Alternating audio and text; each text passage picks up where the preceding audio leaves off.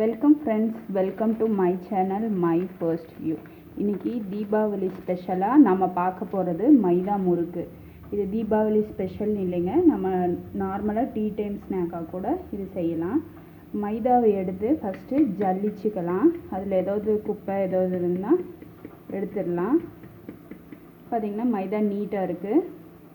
இப்போது இந்த மைதா மாவை நம்ம என்ன பண்ண போகிறோம்னு பார்த்திங்கன்னா இட்லி பாத்திரத்தில் வச்சு அவிக்க போகிறோம்.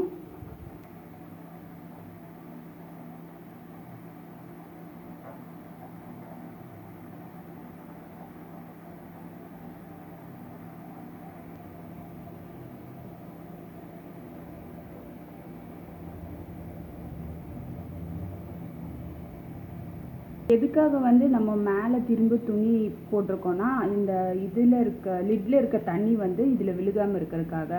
இப்போ இது ஒரு 7லிருந்து ஒரு 10 நிமிஷம் வேகட்டும்.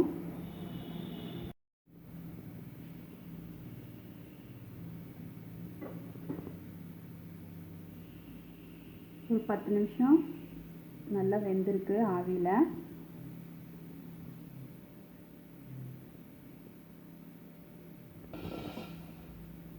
இப்போ இது நல்லா ஆறட்டுங்க.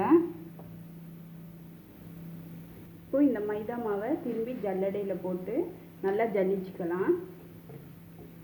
ஏன் மைதா மாவை அவிக்கிறோன்னு பார்த்தீங்கன்னா, மைதா மாவில் க்ளூட்டன் அதிகமாக இருக்கிறதுனால நமக்கு அந்த வலுவழுப்பு தன்மை இருக்கும். இப்போ ஆவியில் வேக வச்சு எடுக்கிறதுனால அந்த பசத்தன்மை கம்மியாயிடும், போயிடும், சுத்தமாகவே போயிடும்.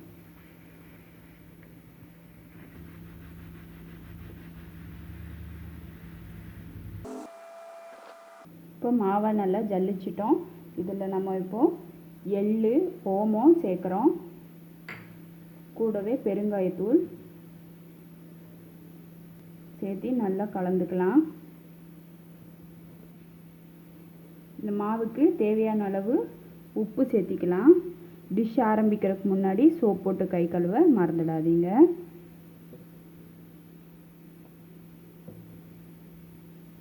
இப்போது இதில் கொஞ்சம் கொஞ்சமாக தண்ணி தெளித்து பிசைஞ்சுக்கலாம்.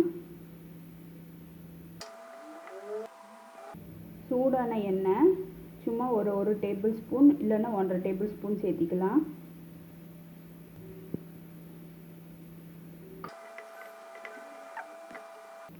மாவு பார்த்திங்கன்னா நமக்கு குழலில் போட்டு பிழிகிற அளவுக்கு பிணைஞ்சிக்கணும் தண்ணி சேர்த்தி.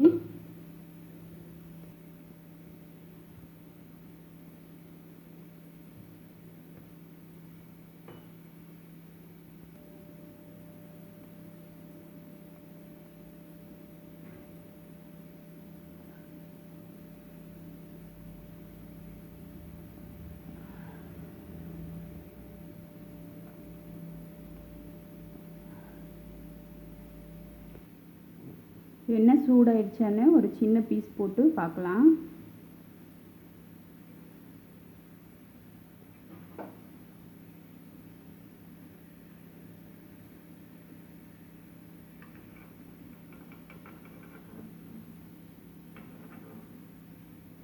இப்போ எண்ணெய் சூடாயிடுச்சு. இப்போ ஒன்று ஒன்றா போட்டுடலாம்.